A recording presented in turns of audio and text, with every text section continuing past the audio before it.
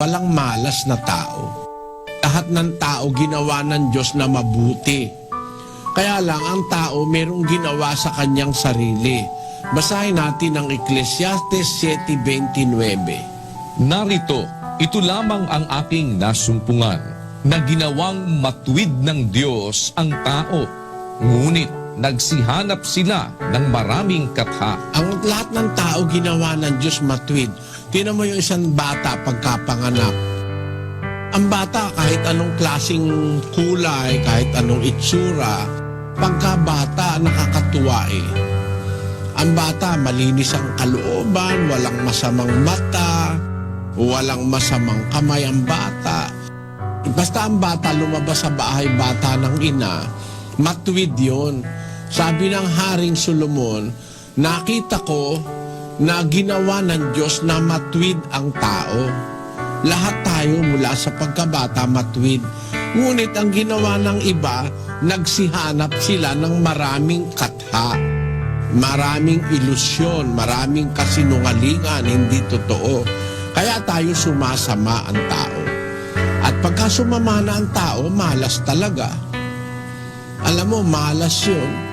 Yung taong hindi sumusunod na sa Diyos, sabi dun sa Kawikaan 3, ganito ang ating mababasa sa versikulo 33. Ang sumpa ng Panginoon ay nasa bahay ng masama, ngunit pinagpapala niya ang tahanan ng matuwid. Tamo, ang sumpa ng Diyos nasa bahay ng masama, yung malas. Ngunit ang pagpapala naman ng Diyos, yung blessing, yung swerte, ay nasa tahanan ng matuwid. Pagka matuwid ka sa Diyos, pagpapalaing ka niya. Ngayon, wag mo namang maisip sana, kapatid, ay ang pagpapala ay laging material na mayayaman ka, dahil kang pera, nakapalasyo ka, hindi ganon. Ang pagpapala ng Diyos hindi nasusukat sa mga bagay na material. Hindi rin naman nasusukat ang swerte sa mga bagay na material. Basahin natin ang Lucas, ganito ang sabi ng ating Panginoong Jesus sa 12:15.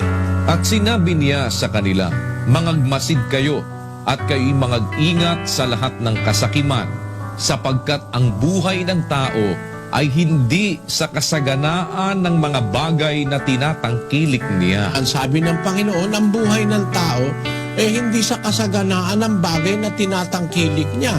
Hindi ko mo marami kang tangkilik o marami kang kayamanan, maswerte ka na. Yung iba, sinasabi nila yung swerte, inire-refer nila sa maraming pera, maraming kayamanan. Hindi nasusukat dun Marami kang ang pera, wala namang kapayapaan sa puso mo. Mas mabuti pa yung isang mahirap na wala namang problemang malalaki. Ang problema nga lang ng mahirap kung saan kukuha ng almusal at saka ng hapunan pero yung marami mayayaman naman, ang problema mismo yung sarili nila. Merong hindi makatulog.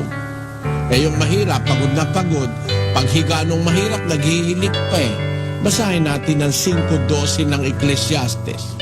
Ang tulog ng manggagawang tao ay mahimbing, maging siya'y kumain ng kaunti o marami.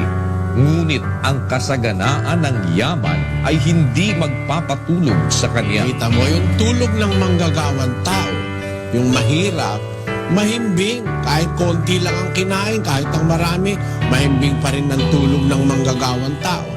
Pero, yung ikang kasaganaan ng kayamanan, di magpapatulog sa kanya. Halimbawa, marami kang milyon sa kwarto mo, may kumaluskus lang na pusa, di ka na makatulog, akala mo nino-hold up ka na. Ganyan, kaya alam mo yung swerte, hindi nasusukat yon sa dami ng kayamanan.